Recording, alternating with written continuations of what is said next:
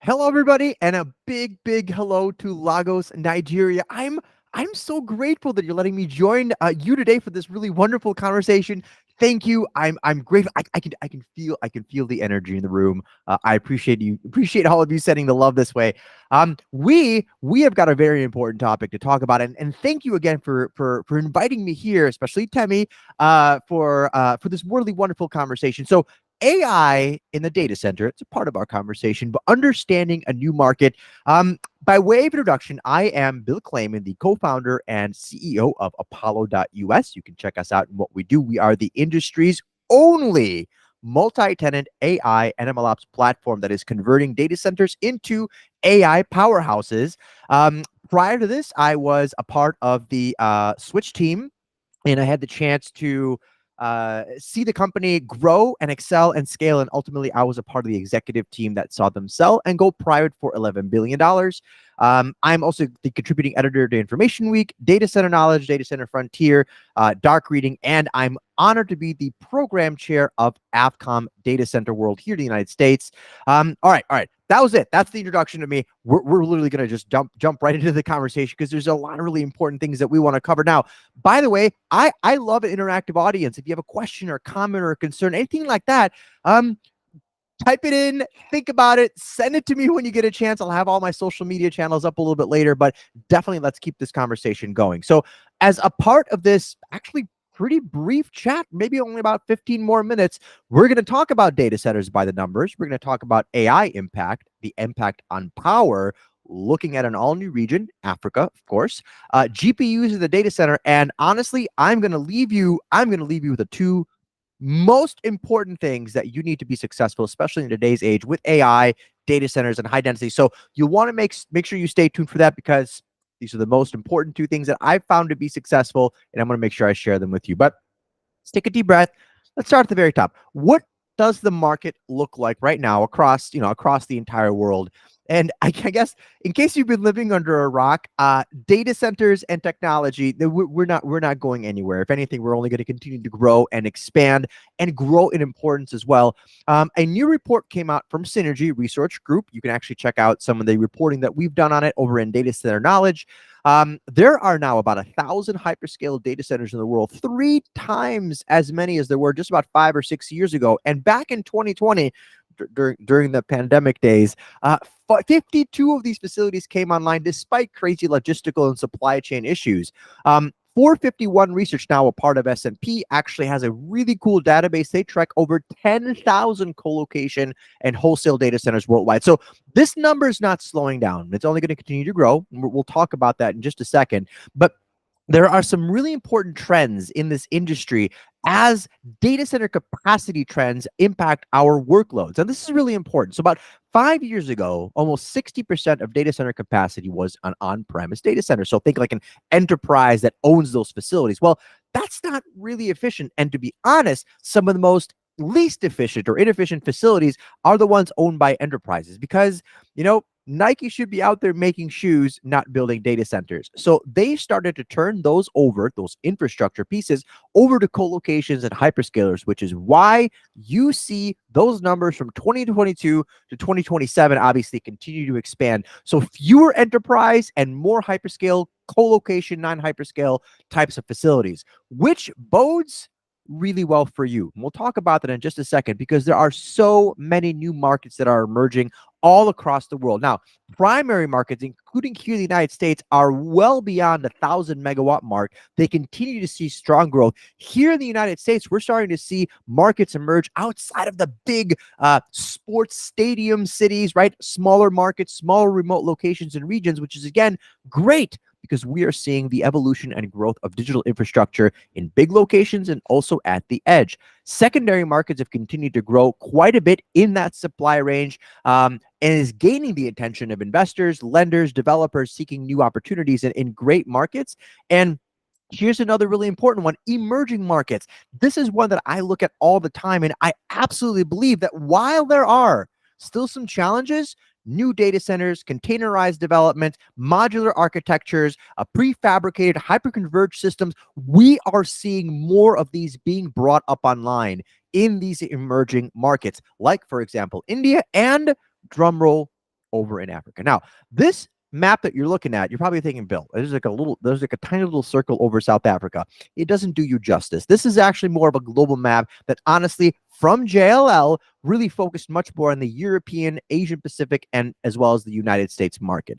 But remarkably, maybe not surprisingly, the African data center market continues to grow and expand. And while you see here that in South Africa, yes, there's the most amount of facilities right here where we are, where I'm lovingly presenting virtually, digitally to you in Lagos in Nigeria. There's 14. That is the second most facilities in all of Africa, and that's only going to continue to grow. Now, I need everyone to understand this. This is really important. Growth in Africa across the major, more developed cities and locations and where there's infrastructure available is going to continue to grow.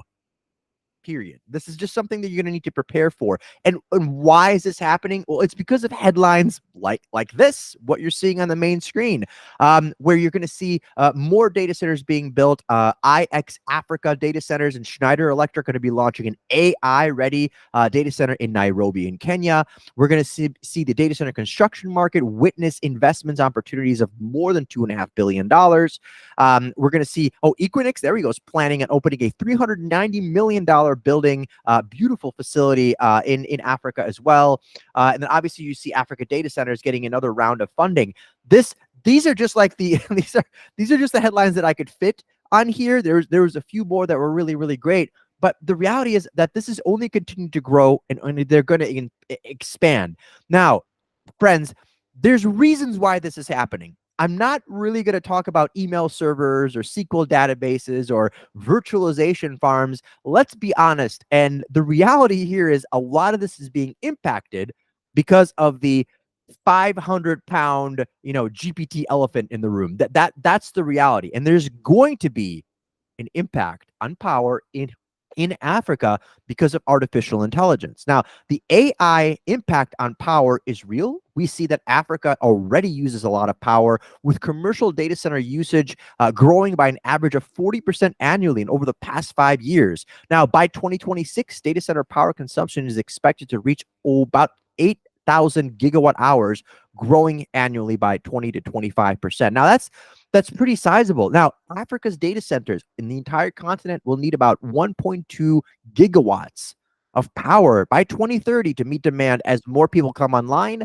and as more people want and access this reliable internet service. Now, check it out. I mean, South Africa alone, just the one country, can power 3 million homes with as much energy as they use. Now, we're going to have to be more resourceful. We're going to have to find ways to be both efficient, but also sustainable, leveraging things like hydro, geo, wind, all of the different kinds of power sources that we can to capture some of this new trends and momentum. Now, that being said, we know that growth is going to happen. I can tell you right now, based on the investments and conversations that I'm having with global leading investment firms and private equity and capital, they're going to be investing in the African continent and also places like India, which, drum roll, is the most populous country in the world and actually has like maybe only 300 or 400 megawatts of power allocated to data center.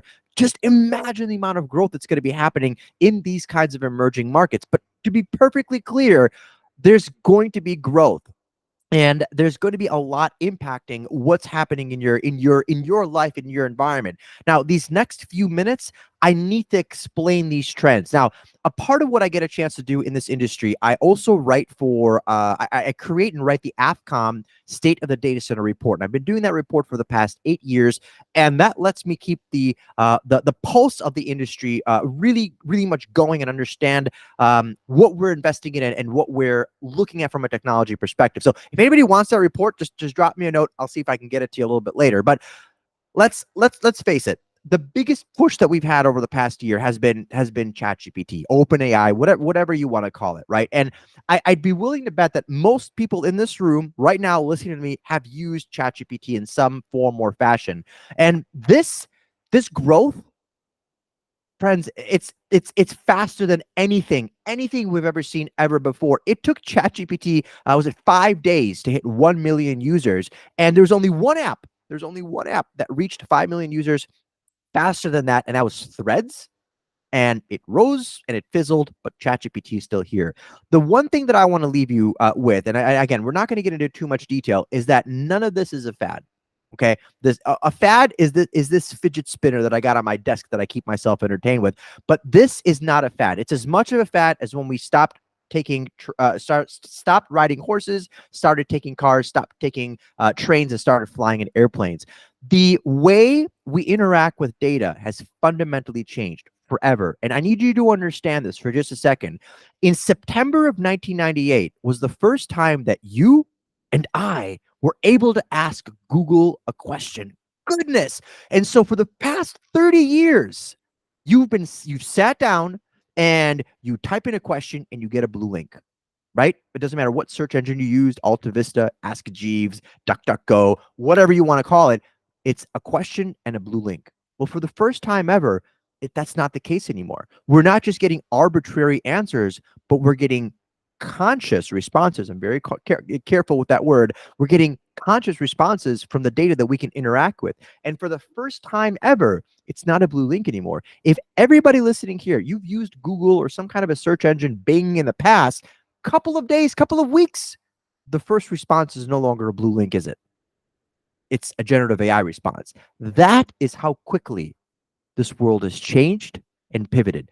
You need to keep that in mind. None of this is going to go away, and all of this is going to have massive impact on your infrastructure, how we build tomorrow's digital systems. Now, just to kind of put this in perspective, here in the United States, there was a conference recently in Texas, and JLL, a big provider, there's a reason why they've come out recently and said that data centers are currently the hottest asset class in the industry. Transaction sizes are growing, and you will see that in different parts of the world. For example, a gentleman stood up on stage and talked about single transaction sizes. Just one, 300 megawatts.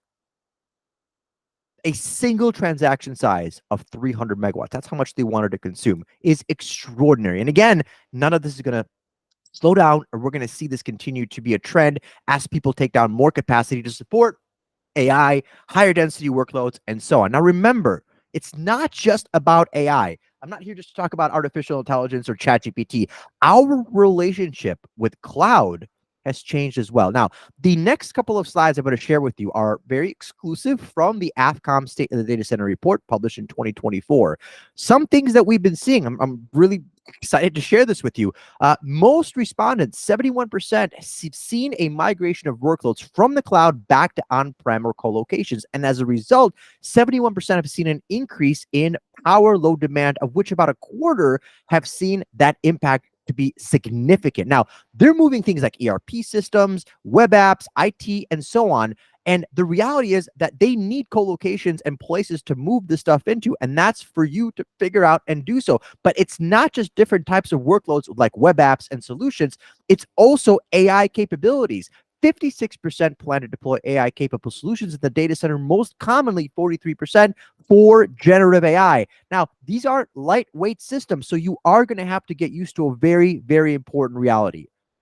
GPUs in the data center. This is different. You're going to be hearing much more about this. Our challenge with this industry is that the data center industry loves innovation as long as it's 10 years old. That's actually a quote from Peter Gross. He's on my board. So you need to work with a market that's clearly hungry for these resources.